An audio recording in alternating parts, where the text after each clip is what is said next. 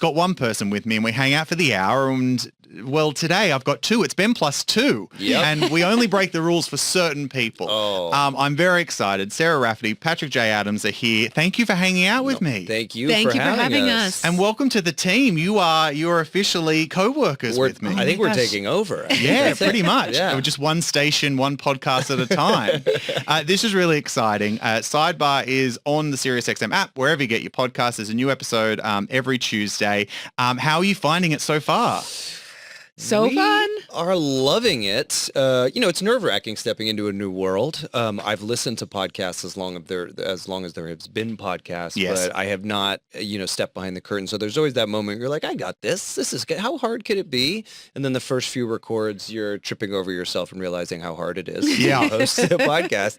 But at the same time, I love Sarah so much. We're so close. We've been friends for so long, and we really see this as a pretty unique and amazing opportunity. So we're grateful for it, and we're learning a lot, and we're having a lot of fun along the way. Isn't that always the way you feel like that, especially like friends, I'm sure there people at a bar would be like, oh, guys, we're so funny. We could just get a mic and just start a podcast. Exactly. And it's like, it's much more difficult than that to actually sort of map these things out. And also you lose interest, like 2 episodes in, it's like, oh, we're not going to do this anymore. Yeah. So yes, it's very funny. The idea of it is always great. But then you run out of things to talk about. You two do not have things that you're going to run out of talking about. Very lucky because each week we're breaking down a new episode of Suits, so we've got so much to talk about. We have too much to talk about, actually. Yeah, honestly, that's the conversation's going far too long. So the struggle now is keeping them short enough. Your poor producer's having to edit everything down. Exactly. But I think the one reaction that everybody has had when they've learned about the podcast, and certainly the interviews I've seen that you've already been doing, is everyone saying, oh, this isn't rewatching, this is watching for the first time. That's correct. And I can only imagine that when you're in the thick of it, you're filming these scenes every day, you're learning the scripts, you're living in this world, you don't want to go and tune on, USA and watch the episodes all the time when you're actually living in that world. But now it must be nice to actually go back. You're a bit distanced from it, but also you can appreciate what was happening at that time. We have enough distance to look at it with kinder eyes, yes, that's I right. would say. And also, it's so exciting to see our friends, just to see their work. I can't believe I missed that scene that Gina was in. That was so brilliant. Those kinds of things, and have the opportunity to get a screen grab and text it over to her and say, oh my God, you looked amazing in that dress. And the scene was incredible. I was so moved, or, whatever's happening. It takes forever to get through one episode for me personally, because I'm fangirling all over it. Yeah, because when we were making it, you're so hyper-focused on what you have to do. Obviously, you want to do a good job, and so you're just focusing so much on what your responsibility is, getting it right, and then as soon as you're done, you're on to what do I need to do tomorrow, that you're not getting to take in the whole episode. You do one table read at the beginning of before we'd shoot an episode, so you get a sense of what everybody's doing, and then that's it. You never see the scene again. You're not there for shooting of the scene. You don't know what happened. You don't know how the character changed. You don't know what flavor that actor brought that day. And so now to go back and actually digest the whole thing and realize just how brilliant, I mean, we already knew how brilliant all the people we worked with are, but now it's just sort of overwhelming to experience it all episode after episode after episode. You mentioned the table read, and you weren't at the first table read. You actually met on set. Is that right? When you were first starting? I was That's at the true. table read, but Sarah was not okay. there. Yeah. So your first sort of interaction was, okay, we didn't do any chemistry tests. We didn't do anything. It's like, let's just go. Yeah, Gabriel and I had lunch. We had done because we had both been cast, but we had never been auditioned together. We were never put in the same room. It was just like, hey, by the way, these are the guys, and we organized to go have a lunch, and that was the first time we met. I remember my first day on set. I was on the sidewalk somewhere near here in New York, and I met Rick, and I was like, oh my God, it's that guy. It's that guy. What's his name? Oh my God, I love him. I love that guy. So it was really fun. And then he's become one of my best friends. So it's just crazy how it all works. And the first time I met you, I think I was calling for Rick Sorkin in an office. In the scene itself, I think in the that Waldorf. was that day. Yeah. And Sarah, you had just moved to LA when you were auditioning, and they wanted people in New York, so you just had to be like, oh yeah, I'm still here, I'm available. I'll just pretend that I'm in New York. I still live in New York. Yeah. They don't need to know. Yeah, exactly. Yes, and my team thought I was crazy to want to go back to New York and be a local hire and rent an Airbnb. And I was like, no, I'm so thrilled to do it. Yeah. So thrilled. What has been the most surprising thing so far when you've been watching the episodes? Because it's funny, you mentioned about how you do your scene and then sort of you move on and you might not see what else is happening in the episode. Like we have so many people that come in and they might have done a guest spot on something or someone else is doing a guest spot on the TV show that they're on. It's like, what was it like working with them? And it's like, we didn't have any scenes with them. We never met. It's like when we have, the animated films come in and it's like, oh, you must have been so much fun with this person, that person. Like we saw them at the premiere for the first time last night and that's it. Because we're just in a box recording these things. Yeah. What's been the most surprising thing when you're actually watching these episodes fully formed? For me, we're like just at the beginning. So we're in the first season and I'm finding the first season of any show is really special to watch because nobody knows what they're doing. Yes. Okay. Like you're there, you're all doing your best. You're trying to figure it out, but you're watching episodes that are sort of half formed. They're still really good, but like it's not clicking the way it's going to click in a season or two. And so right now what I'm loving watching is the moments when it clicks, when something does happen and you're like, oh my God. We just had it happen in an episode with Donna where Sarah just found this gear. The writing was perfect. Sarah tried a new thing. Our friend Kevin was directing this moment. Like all the pieces came together and you were like, there's Donna. And Donna had been Donna up until that point, but then it happened. And then from that point on, we get to see how it evolves from there. That's the exciting part, is seeing where everybody finds like the gear. Yep. And you're like, there's the show. Here we're about to take off. And it doesn't happen right at the beginning. The pilot is an amazing pilot. I love that episode. But it's still a lot of people just sort of looking around in the dark, trying to figure out who these characters are and how it's going to work. Seeing them really click into place has been the highlight. The lightning in a bottle. Yeah, exactly. Yeah. So you can tell that part, okay, Suits has become Suits. Like this is it. This is it. You get chill. I mean, I get chills because it's my friends, but I get chills because I'm watching it and I go, oh, so the show just changed. In this scene, that could just be the scene I'm talking about with Sarah. It's a very there's no plot happening in the scene. It's a very sort of just funny interaction between her and Harvey and Lewis, but I got chills because I was like, the show just changed forever. Like after this scene, you can't go back to what it was before because those three people all just found this rhythm. And knowing where the show goes from there, I haven't seen it, but I do know what those people all did with those performances, and it all goes back to that seed. I can see in that one scene how it grows out into these things and these moments that we love from Suits for years and years and years. That's amazing. Yeah. Sarah and Patrick are here. They are my plus ones this morning. So great to have you here. Thank you for hanging out. Thank you for having us. You. Do you just have the SiriusXM pass? You can just come in and just swipe. You don't even need a big entourage or whatever. It's like you just work here. They gave us the keys to the building. I love that. Yeah. I can just email you directly now at SiriusXM.com. Yeah, and I have a butler here. They've set up a butler for me. I didn't get a butler. Did you get one? I didn't get a butler. I didn't get that. Oh, sorry, guys. Wow, I guess it's just we need me. a better agent to do our negotiation next time. One of my favorite things about the pod is that obviously fans have so many questions that they want to ask, and they're asking in voice memos. So they're asking these questions about what they want to know about certain characters, about certain episodes. I can imagine that the range of questions that you get would go from very basic fan questions to I imagine comic book guy of The Simpsons coming and being like, in 3 minutes into this episode, I want to know about this, because that's how much furor and the fan base is, because they want to know these specific details. That must be fun to go through and have that level of obsession that people are having with your work. Yeah, it's very detailed oriented. And what's amazing is that we can then, we maybe don't know about that set deck piece and how that was chosen. We can go to Aaron, and then Aaron replies, and then he sends us to Dave Bardis, who is one of our producers. And there's a funny story about that. And we're learning so much about how this thing was made, because while we were there, we just kind of were in our lane. Yes. And now it's time to be like, how did you choose that silhouette for that character, for that costume? How did you choose that moment? I got to ask Aaron recently, who decided that Donna had been an actress? And he was like, Erica Lopez had decided that. It was just fun to learn this whole all these pieces, everything that was going on behind the curtain that we didn't even know about. But it's cool to have it be, come out of questions, like you said, from fans. I especially love the questions where fans want to know what's personally happening. I don't know. I feel like we've had a couple of questions where they're like, what's going on in this scene? It feels different.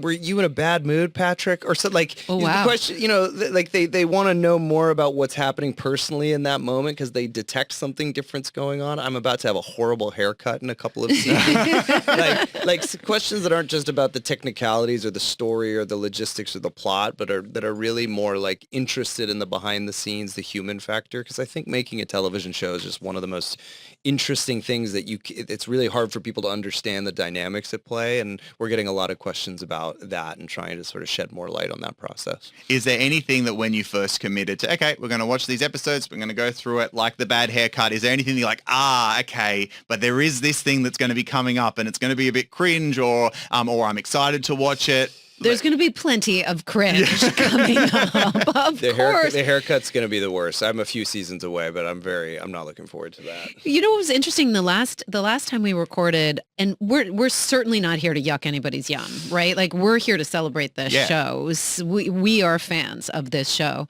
but I had a scene that I did not appreciate my performance in, and to be able to share that moment with Patrick and understand that it was kind of what I was going through in my own life and that I was kind of bringing some past stories with me. And fans liked that scene. And it was healing to talk to you about it and to find like this acceptance, to not be so have a critical eye to myself all the time. It doesn't help. Yeah. It's nice to be reminded that we're our own worst critics. And that's happening constantly throughout this process of like, oh my God, that scene's so bad. And it's like, no, it's not. That was actually great. And have to like really face that down rather than do what I want to do, which is just run away and tuck tail. And Gina offered so much wisdom. We had a great time talking to her about a specific episode, but she always says, like it's okay to let something be both things. Right? You're incredibly grateful for it. It was an amazing experience, but there were challenges. There were things that were hard about it, and it can be both. Totally.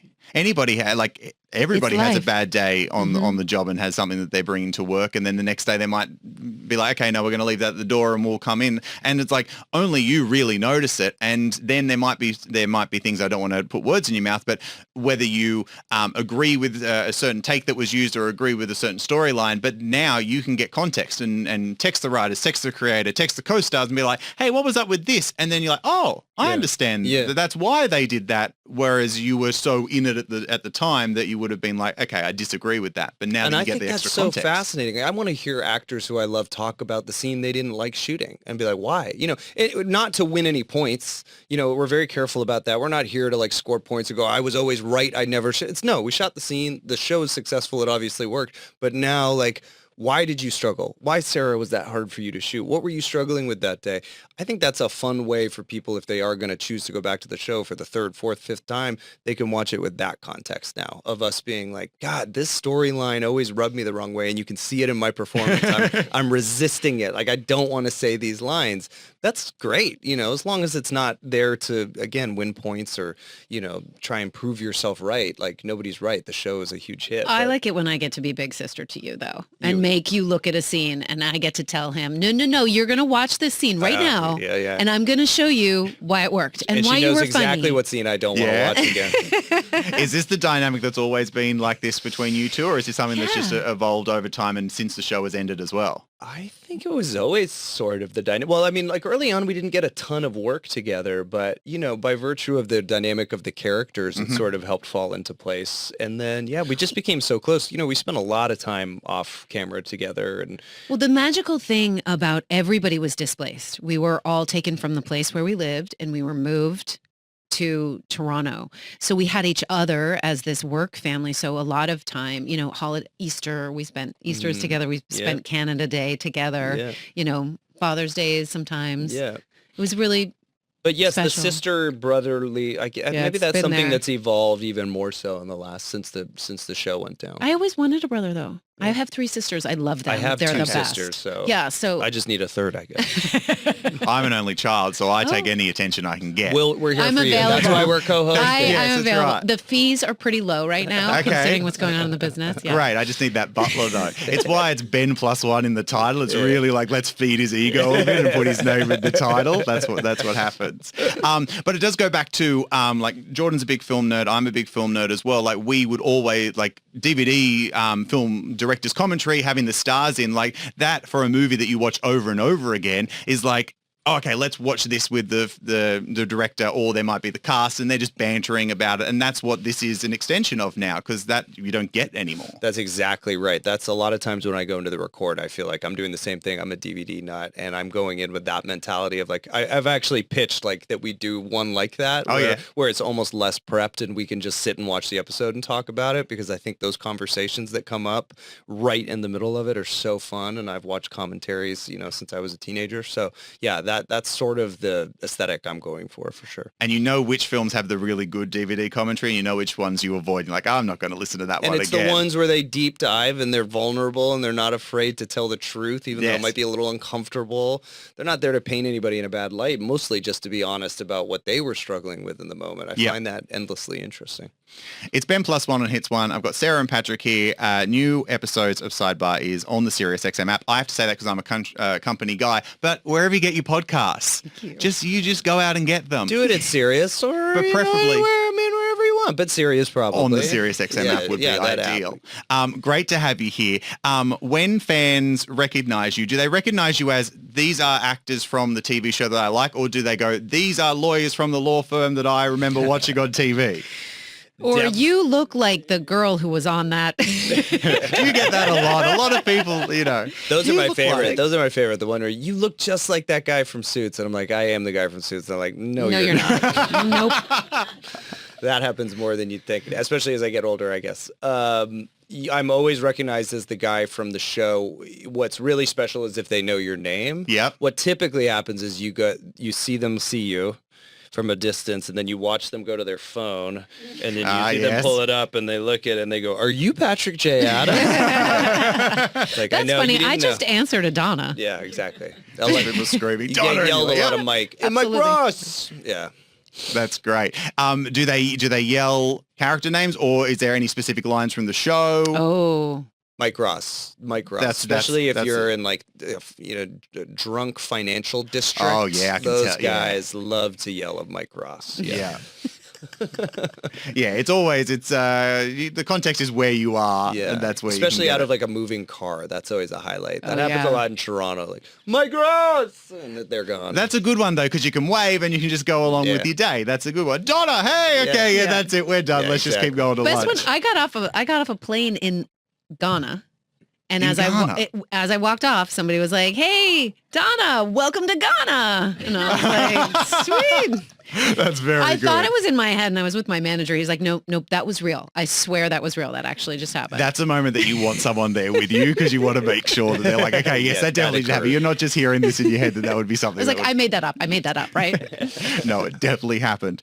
Patrick, you went online to have a look at the types of questions that you'd get in a real law exam. Is that right? Oh, yes. I've looked at the LSATs. I mean, it made no sense to me at all. I thought maybe I am. Maybe I've done enough time on a legal show that I could pull this off. I could not even understand the question. So, okay, yes. That's good. Yes, any chance of me being an actual fake lawyer went out the window that day. Yeah, so if anyone is listening and they're about to take their exams, study. Yes. Like actually go to school. That's the advice that the TV law go firm to school have to give you. And then you, very excitingly, got a billboard here in Times Square as well. Yes. And you got your sister to battle the traffic and get the photos? I did. My sister Maura battled the traffic from Connecticut to get the photos. Oh. Yes, it was very, very sweet of her. Yes. The show that I work on, the Morning Mashup, they got one. It was a big deal. They've been here for like 20 years. Like, we finally got a billboard. We've made it. Yeah. Oh no, and we snuck in and got one for the first time out of the. Oh wow. We got it. We got to get it. And so it was a very big deal that they're like, hey, we got to go get the photo outside at the billboard, and it was a very big deal. So I can imagine how exciting it is. Got to get the sister drive down from Connecticut. Oh, yeah. Where they're actually putting it back up today. We're gonna go see it. See, there you go. Leave, so we get to see it in person. You can actually get a photo with it. Although you were on the NASDAQ. We were many years ago. We were. So that's our second. It's our place. Time. Times Square. Yeah. It's just where we shine. That was surreal on the NASDAQ. That's big. That was really large. I didn't even know what was happening. I remember that. I was like, what? Like, I think I didn't understand the degree to the size of that when we went. The idea I'm getting is that in in the moment, you don't really know what's happening. I but never then know what's out happening. of context, in a couple of years' time, you're like, oh, that's what's I think happening. it's better not to know because it would make us nervous. Yes. That's also true. Yeah. Yeah. Is it true that you stole Donna's couch from the set? It is true. And I need to know, how do you get that off the set without people realizing? Well, Aaron Korsh helped me with that. Okay, so it was, it's easier to steal the clothes. Yeah, which, of course. That's one thing. But we shot Donna's apartment out, and we still had a few more days, and we were moving out of Toronto. So I was like, once they load up my house, the moving van loads up, can they swing by set and just grab that couch? Like, what are you going to do with it? Great idea. And he was like, you take that. And so then I threw in like 2 of the chairs too. Of course. And you just took a name tag. Yeah, all I got was a name tag and Come like an old on. suit. Again, it's your agent with the negotiation. I She know. gets the couch. Oh and no, you just I got just that. broke the law. Yeah, okay, great. I just stole stuff. Yeah, I got a piece of art off the wall. That was it too. But was it art you created? Probably, Yeah. yeah. Oh, Yeah. See, that's all right then. That's all good. Have you seen anybody that's been, or have you heard from anybody that's been listening to the podcast that maybe is watching the TV show for the first time themselves? Because I would feel like that would be a unique opportunity if you're just discovering it on Netflix or Peacock or however, and you're actually like, okay, I'm going to watch this with the stars as well. I would love it. I would love to hear from people who are doing that. What's amazing is we hear from people who are saying, this is my 6th, 7th, 9th time through the whole thing, all 134 episodes. That's amazing. It's amazing. Crazy. I think it's a good show to kind of just like have on and you're coming in and out because the characters, you have had enough time to get incredibly familiar with these characters that you just kind of feel like your family's hanging out with you in your house. Yeah. I hope. We're also in a zone where we're like the ones we've sort of preloaded as we've launched, and we're switching into the ones now that we're recording. So I feel like the real-time feedback is going to play more from Yes. this point on, because you have to get those ones done to figure out your format and get ready to put it out there. So I think this is the moment where we can really start taking fan feedback and incorporating it quickly. And we're eager to. We're Yeah. eager to. Because you are getting it in real time now, so Yeah, you get exactly. to respond to it. I don't want this to be a sore point, and I'm sure that this podcast is going to be incredibly successful. You're going to make it all the way to the end. But then what happens in the season that you're not in? You guys kept going? Hey, you came back, so don't you dare make that joke. Patrick, Actually, you directed a bunch at I that did. point. I don't think I directed after I left, though. I directed the 100th episode was the last one I did, and it was on my way out the door. Well, I'm definitely going to keep watching, because now I'm really, by that point, I can watch and not have any of the now you are a true, well and truly now a fan. I can just watch. So I'm excited for that part, but then also what we do when we get to 134, I don't know. Maybe then we have to start watching Suits LA. We get to watch your Herbal Essences commercial. Maybe we just watch old watch that episodes over of and over television again. shows we did. Yeah. Here's the one episode of Law and Order that I did 20 years exactly. ago. The MaxiPad commercial is definitely the best Well, one. I watch that all the time. Yeah, Yeah. of course. Which one of you were in the MaxiPad commercial again? That was Sorry. Patrick. That was a bad Yeah. joke. This has been an absolute treat. Thank you for hanging out. Congratulations on the podcast. I can only imagine that when you saw that Suits was blowing up again on Netflix, and then there was this rise of rewatching podcasts, you must have been like, oh, I've got an idea. This is the perfect storm. It's all happening at the right time. Yeah, we had the idea to do this before 2 years ago. We had talked about it, and it was just taking a long time because, we just couldn't pull it together. We were both working. We were both with our families because we were then heading into the strike. So it was sort of something that had been on the burner, and we'd put it to the side, and then this resurgence happened, and it certainly was this is This the might moment. be Like, the if we best don't time. do it now, then we're not going to do it. So it lit a fire for sure. Amazing. Yeah. Welcome to the family. Congratulations. Do you need me to show anything? The butler's probably already Yeah, got it. I got my butler, so I'm Okay, good. you're all sorted? Yeah. Okay, I appreciate you hanging out with me. Thank you for so having much. us. Yeah, Thank you so much. It's so nice talking to you. But no, we're hosting the show now. Oh, so I'm you can. Yeah, I'm no, going. You can go. Yeah. You're Okay. They have the artwork. Anyway, welcome back to Ben Patrick plus Adams two. plus one.